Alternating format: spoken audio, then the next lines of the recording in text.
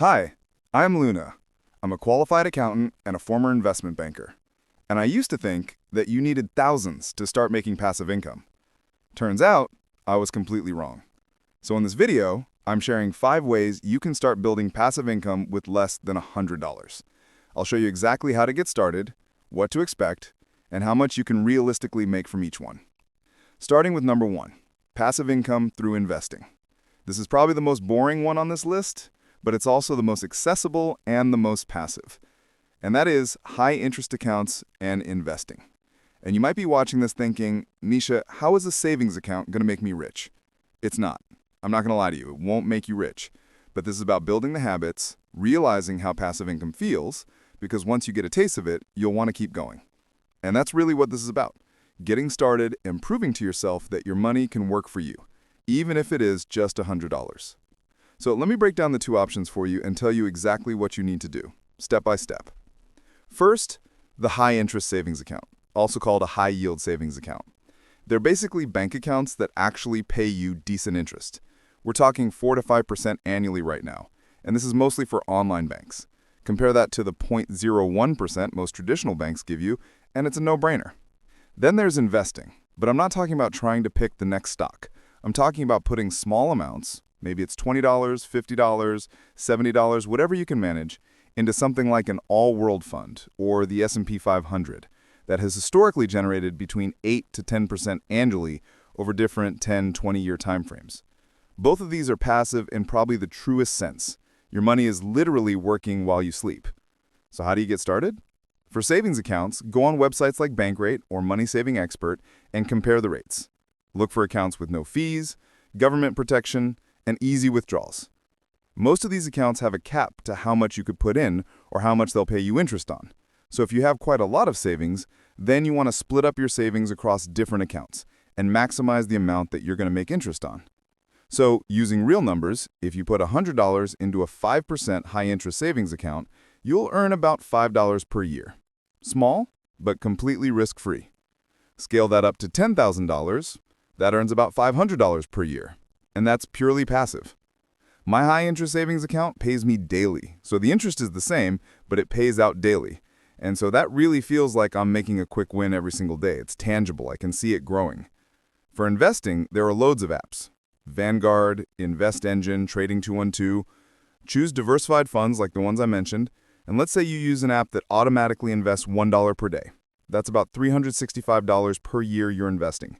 Over 20 years, assuming a 7% annual return, that grows to nearly $15,000, all from what's basically spare change. If you want to go from complete beginner to having a diversified portfolio and a roadmap to financial freedom within 6 weeks, then I am hosting an Investing Accelerator Bootcamp. The waitlist is about to close. You can find out all the information in the link in the description. The second one is print on demand.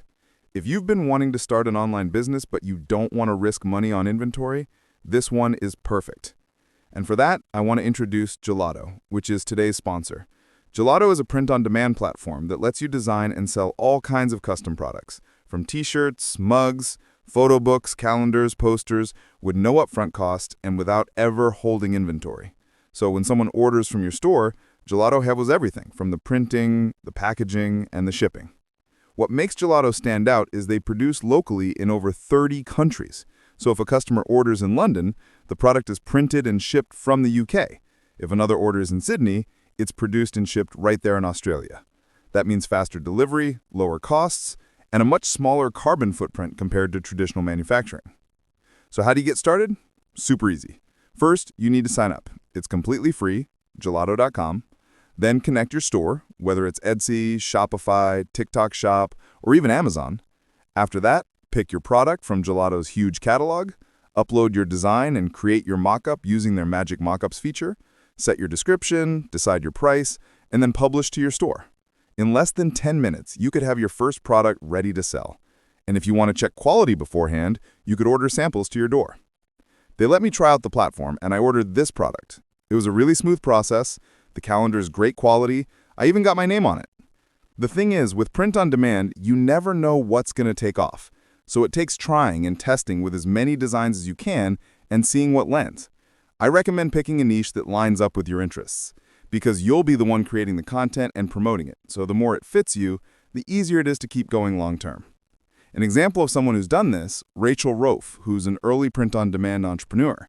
She shared how one of her mug designs sold thousands of units and has generated more than $4 million in sales, according to an article online. So if you've been waiting for the right time to start, this is it. Head over to gelato.com/Nisha to sign up for free. And with the link in the description, you'll also get 50% off your first order within 2 days of signing up. Thank you so much, Gelato, for sponsoring today's video. Next, moving on to number 3, and that is rental properties. Now, when most people think about real estate investing or property investing, they picture buying a whole property with tens of thousands on a down payment, if not more, getting a mortgage, dealing with tenants.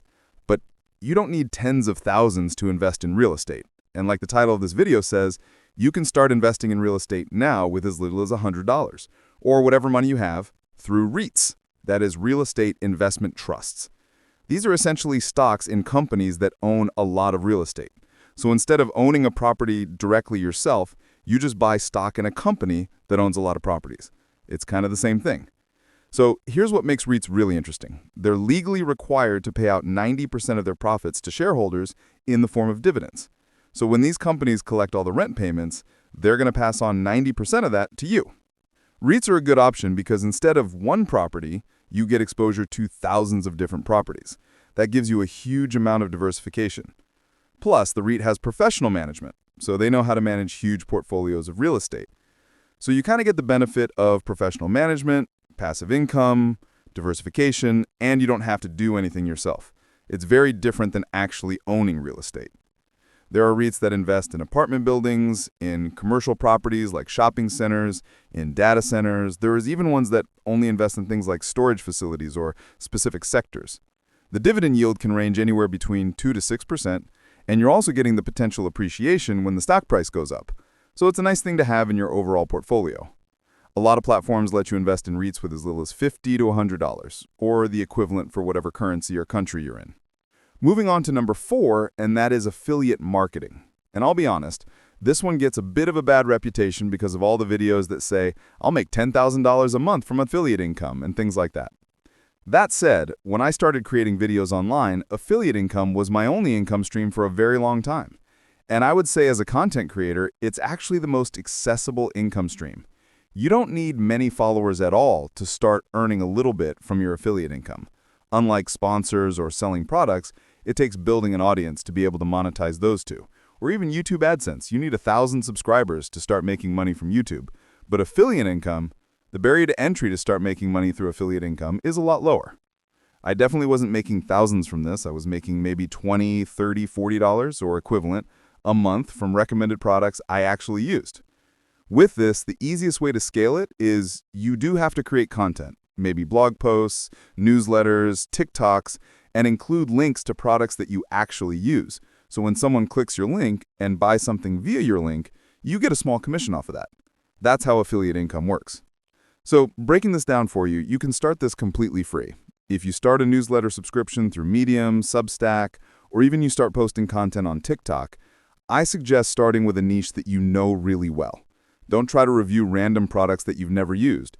Choose something you use daily, maybe finance apps, productivity tools, books you're reading, whatever you're already spending money on anyway. And then the more aligned your content that you're creating, the more likely it is that someone who's watching your content will end up clicking on the link to check out whatever it is that you're recommending. In terms of affiliate programs, loads of companies have them. Amazon Associates is the most obvious and most popular one. Apply to 3 to 4 programs in your niche. Banks and investment platforms are another one, Plum, Trading 212, Notion. They all have affiliate links. And then start creating some useful content around it. So, to give you some real numbers so you know what to expect, Amazon pays around 1 to 3% commission in most categories. So if someone buys a $50 item through your link, you might earn $0.50 or $1.50. And you might also get a percentage on anything else that they buy within that 24-hour time frame. But again, with the idea of this video, it is just seeing what's possible, building the habits, and understanding how passive income works. Because once you get that feeling, you're going to want to do it more. Some of my first videos still earn me small commissions years later via Amazon links, and I have done absolutely nothing to maintain them. And so if you are looking to potentially start on the content creation or start your own newsletter or start a blog, then this is one of the most successful ways to make money before waiting for sponsors or before making your own product or before relying on any other stream of income, which usually takes a lot longer to monetize. And number 5, creating and selling digital products. This one is one of my favorites because I do it myself, and it's also a way to package whatever knowledge that you already have into something that is very scalable, accessible, and can get to people in all parts of the world. So how this works: you create a product once, maybe it's a PDF, it's a guide, it's an ebook, it's a video course, and then you could sell unlimited copies without any extra work. There is no printing, no shipping, no stock to manage. Whether 10 people buy it or 10,000 people buy it, the effort really stays the same. Digital products sound amazing, and I really do think they are, but there are a few downsides to know about. First is saturation. Because it's so easy to create, lots of people are doing it. You're not competing with a handful of local businesses as you would with physical products anymore. You're competing with people all over the world. That means your product has to solve a very specific problem or stand out in a very crowded space. The second downside is copying on marketplaces like Etsy. If you make something good, chances are someone will just buy it and copy it and tweak it and then sell their version. You will lose some profit here and there, and it's part of the reality. And then third is perception. Some buyers still don't value digital products in the same way they value physical ones. That's why pricing here really matters. The flip side, however, is the margins are incredible. With physical products, you're covering things like materials, packaging, shipping. With digital, once you've made the product, every extra sale is basically pure profit. And because you don't have to fulfill the orders, you also free up your time and location. You literally can make sales while you're asleep or away on holiday. And that's the kind of freedom that physical products don't really match. So if you're a beginner here, the best way to start is to keep things very simple. Don't overthink it. Cut down the options and pick one product you actually understand. Build on what you already know. Look at things you've bought recently or problems you've solved, and then ask yourself, could I package this solution for others? Stick to the basics. Make sure your product clearly solves a problem, your filters stand out, and your listing is easy to find through search. And if it's your first time, start on a very beginner-friendly platform like Etsy. It already has buyers built in, which makes getting traction much easier than starting from scratch on your own site. You're no longer trading time for money, you're selling the knowledge once, and then you're getting paid for it again and again. And there's nothing quite like getting a notification for a sale while you're asleep or away from your desk. And that's the kind of freedom that physical products don't really match. So if you're a beginner here, the best way to start is to keep things very simple. Don't overthink it, cut down the options, and pick one product you actually understand. Build on what you already know. Look at things you've bought recently or problems you solved. And then ask yourself, could I package the solution for others? Stick to the basics. Make sure your product clearly solves a problem, your photos stand out, and your listing is easy to find through search. And if it's your first time, start on a very beginner-friendly platform like Etsy. It already has buyers built in, which makes getting traction much easier than starting from scratch on your own site. You're no longer trading time for money. You're selling the knowledge once, and then you're getting paid for it again and again. And there's nothing quite like getting a notification for a sale while you're asleep or away from your desk. And then I wanted to round up this video to say passive income is one of those buzzwords that gets thrown around a lot, usually with a palm tree in the background and someone telling you that they make $50,000 a month while sipping cocktails on a beach. The idea that's often sold is that you set something up once, you walk away, and money just flows into your account forever.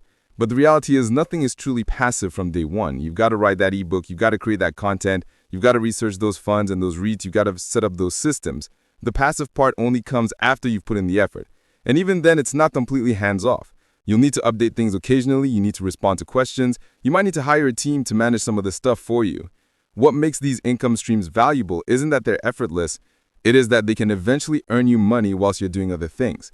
And a lot of my business model has turned from active income to passive income. It's still a lot of work, don't get me wrong, but there's something very rewarding about making money that's not necessarily tied to you or your time. And that's what this video really is about. You might think, oh, it's just $20 or another $50 here. But when you're doing this, when you start making passive income, what you're really doing is learning how you can make money work for you instead of you always working for money. You're building skills, you're understanding markets, you're creating systems, and some of these will work for you and some of them won't, and that's totally fine. The goal isn't to get rich, it is just to start somewhere and then build something that grows over time, because even if it takes a year to earn your first $500 in passive income, that's still $500 you didn't have to trade your time for, so it's absolutely worth exploring. Thank you so much for watching. If you haven't already, don't forget to subscribe, and see you in the next.